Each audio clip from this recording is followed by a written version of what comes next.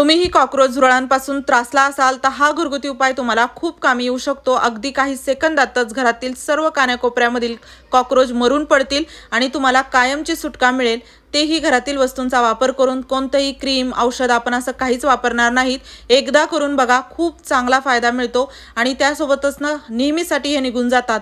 माझ्या घरात मला वाटलंही नव्हतं एवढे कॉकरोच झाले असतील, पण बघू शकता हा उपाय केल्यानंतर सर्व कॉकरोच अगदी कुठे लपलेले ते देखील मरून पडले।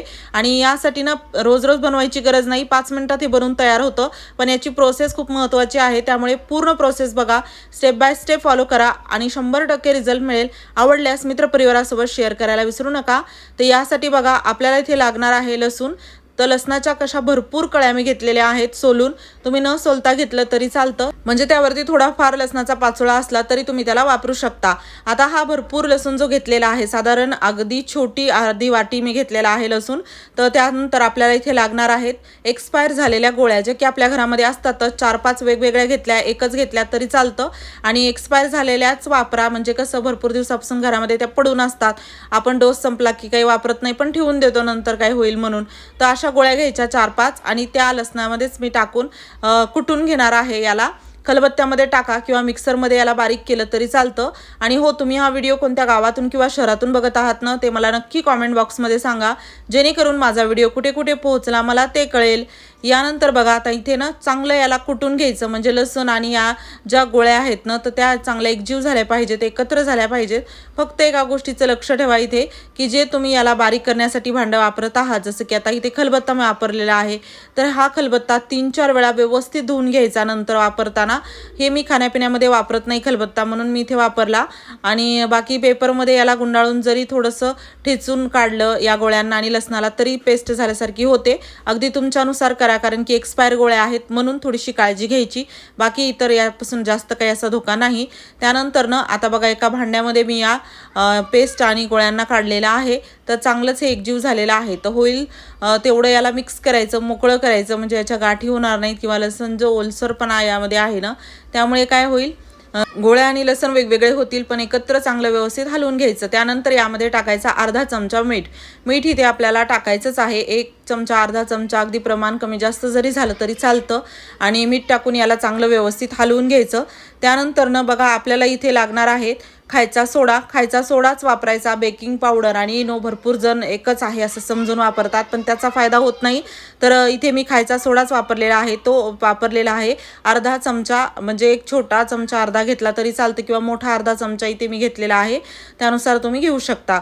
इथे आता खायचं म्हणजे कसं, खायचा सोडा जो आहे ना, बेकिंग पावडर आणि खायचा सोडा दोन्ही गोष्टी वेगळ्या असतात। तर खायचा सोडाच वापरायचा आणि व्यवस्थित टाकून चांगलं मिक्स करायचं, एकजीव करायचं। यानंतर आपल्याला इथे बोरिक पावडर लागणार आहे। बोरिक पावडर कोणत्याही किराणा मालाच्या दुकानामध्ये स्वस्तात मिळतं आणि अगदी भरपूर येतं, आपल्या घरामध्ये देखील असतं। तर ते तुम्ही 1 चमचा, मोठा चमचा एक यामध्ये टाकायचं, चांगलं त्याला व्यवस्थित मिक्स करून घ्यायचं। बोरिक पावडर वेगवेगळ्या कंपनीचं मिळतं, पण स्वस्तात मिळतं, 10 रुपयाला मोठं पॅकेट येतं आणि ते भरपूर ठिकाणी त्याला वापरू शकतो। आणि इथे बघा, आपल्याला 1 चमचाभरच लागणार आहे। त्यानंतर ना इथे आपल्याला लागणार आहे कडुलिंबाचं तेल। आता तुमच्याकडे जर कडुलिंबाचं तेल नसेल तर काय करू शकता, तुम्ही इथे घेऊ शकता कडुलिंबाची पानं, वाळलेली किंवा फ्रेश ओली पानं घेतली तरी चालतात। फ्रेश पानं घेतली, खलबत्त्यामध्ये ठेचून थोडीशी 7-8 पानं यामध्ये बारीक करून टाका, किंवा त्याचा रस पिळून टाकला तरी चालतं, किंवा असं आपल्याकडे वाळलेलं पान असेल कडुलिंबाचं, त्याचा बारीक चुरा करून यामध्ये टाकला तरी चालतं, किंवा कडुलिंबाचं तेल अगदी माझ्याकडे होतं म्हणून मी ते वापरलं। 4-5 थेंब कडुलिंबाचं तेल यामध्ये मी टाकलेलं आहे। कडुलिंबाचं तेल टाकून चांगलं व्यवस्थित आपल्याला मिक्स करून घ्यायचं आहे। कडुलिंबाचं तेल देखील मेडिकलच्या शॉपमध्ये मिळतं, आपल्या घरी असतंच आणि स्वस्त आहे खूप, त्यामुळे नक्की वापरा, काही असा वेगळा खर्च करायची गरज नाही। त्यानंतर इथे आपल्याला लागणार आहे कापूर। कापूर इथे आपल्याला घ्यायचा आहे, एक छोटी वडी बारीक करून घेतलेली घ्यायची आणि ती यामध्ये टाकायची। आता कापूर जे आहे ना बघा, कापूर बऱ्याच वेळा काय होतं, आपण जसं हाताने देखील चोळून बारीक करून यामध्ये टाकू शकतो, किंवा भीमसेन कापूर असेल तर दोन्हीपैकी कोणताही कापूर असू द्या, तो बारीक करून यामध्ये टाकायचा, किंवा तुम्ही इथे ना ज्या गोळ्या आपण बारीक केल्या त्या सुरुवातीला खलबत्त्यामध्ये, त्यामध्येच टाकला, बारीक करून घेतला तरी चालतं। माझ्याकडे अगोदर पावडर होतं ना, म्हणून मी तेच पावडर वापरलेलं आहे। त्यानंतर इथे मी ब्रेड घेतलेला आहे, तुम्ही इथे ब्रेड किंवा बिस्किट किंवा चपाती, साखर असं काहीही खायचं प्यायचं एखादी गोष्ट घेऊ शकता, जेणेकरून कॉक्रोच त्याकडे अट्रॅक्ट होतील, आकर्षित होतील. तर असं काही तुमच्याकडे जे आहे शिल्लक ते वापरा, म्हणजे ह्याचाही रियूज होतो. अगदी तुम्ही किती क्वांटिटीमध्ये बनवलेला आहे त्यानुसार तुम्ही हे चपाती, ब्रेड कमी जास्त घेऊ शकता आणि एकदा घेऊन बघा, खूप चांगला फायदा होतो. आणि त्यासोबतच ना एवढं चांगलं म्हणजे याचे रिझल्ट येतात ना, जसं आता हे आपण काही केमिकल काही वापरत नाही तर आपल्याला काही नुकसान होत नाही. घरामध्ये पेट्स असतील, लहान मुलं खूप असतील, त्यापासून दूर ठेवा. पण असं नुकसान खूप काही नाही, कारण की एक्सपायर झालेल्या गोळ्या आपण यामध्ये वापरलेल्या आहेत. त्यामुळे फक्त बाकी इतर लहानपणापासून तर अशा गोष्टी दूर ठेवल्याच पाहिजेत. पण असं झेरीलं असं काही नाही जेणेकरून नुकसान होईल, कारण की आता काला हिट किंवा काहीही असं बघा, तुम्ही कॉक्रोचसाठी काही मारण्यासाठी वापरलं ना, खूप असं घातक ते केमिकलवाले असतात. त्यामुळे घरामध्ये ते ठेवूच वाटत नाहीत. का किचनमध्ये खास करूनही असतात कॉक्रोच, आणि किचनमध्ये असे काही घातक पदार्थ वापरायला भीती वाटते. त्यामुळे हा उपाय कधीही कामी येतो. आणि मी असे भरपूर उपाय अगोदर केले, पण काय होतं ना, परत परत कॉक्रोच परत येतातच काही दिवसांनी. पण हा उपाय केल्यापासून माझ्या घरामध्ये मागचे 6 महिने झालं एकही कॉक्रोच नाही. नक्की तुम्ही पण करून बघा, खूप चांगला रिझल्ट येतो. आता याला वापरायचं कसं, कधी, कुठे हे खूप महत्त्वाचं आहे, तेव्हाच तुम्हाला रिझल्ट मिळेल. एकदा बघा, आता काय करायचं, इथे आपल्याला एकतर पेपर घ्यायचा किंवा टिश्यू पेपर घ्यायचा किंवा कागदाचे साधे तुकडे, प्लास्टिकचे तुकडे घेतले करून तरी चालतात. पण तुकडे असे छोटे छोटे करा किंवा मोठे, जसं आता बघा तुमच्या घरामध्ये किती कॉक्रोचचं प्रमाण आहे त्यानुसार तुम्हाला ही पेस्ट कमी जास्त बनवायची आहे. छोटे कॉक्रोच आहेत, मोठे कॉक्रोच आहेत, त्यानुसार बनवायचं आहे.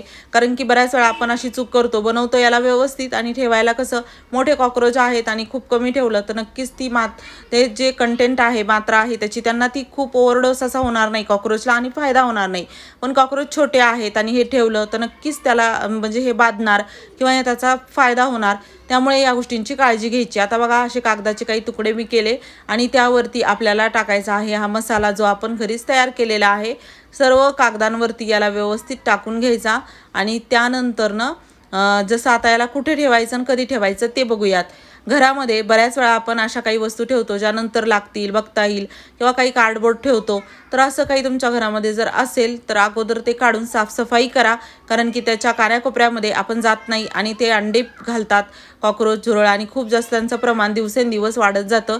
कुठे बाहेर गावाला जात असाल त्यावेळेस घरामध्ये कान्याकोपऱ्यामध्ये ठेवा. घर किती छोटं मोठं आहे, प्रॉब्लेम किती कमी जास्त आहे, त्यानुसार याला घरामध्ये तुम्ही ठेवायचं आहे. होईल तेवढं जवळजवळ घरामध्ये, पूर्ण घरामध्ये ठेवा, म्हणजे कसं पूर्ण कॉक्रोच मेले तर परत ते येत नाहीत आणि थोडेफार जरी राहिले ना तरी परत त्यांची संख्या वाढत जाते. तर या गोष्टींची तुम्हाला काळजी घ्यायची आहे. आता बघा, जसं जसं तुम्ही जिथे जिथे कॉक्रोच बघितले होते त्या त्या ठिकाणी हे ठेवा, म्हणजे तुम्हाला त्याचा फायदा मिळेल. आणि त्यासोबतच ना घरामध्ये स्वच्छता ठेवा, म्हणजे कार्डबोर्ड आहेत घरामधील बॉक्स ते बाजूला काढा. त्यासोबतच कचरा रात्रीच्या वेळी बाहेर ठेवा. अशा काही छोट्या मोठ्या गोष्टी लक्षात घेऊन आपल्या घरातून कॉक्रोच निघून जाऊ शकतात. ट्राय करा. काही प्रश्न असतील तर कॉमेंटमध्ये विचारा. व्हिडिओ आवडला असेल जास्तीत जास्त शेअर करा.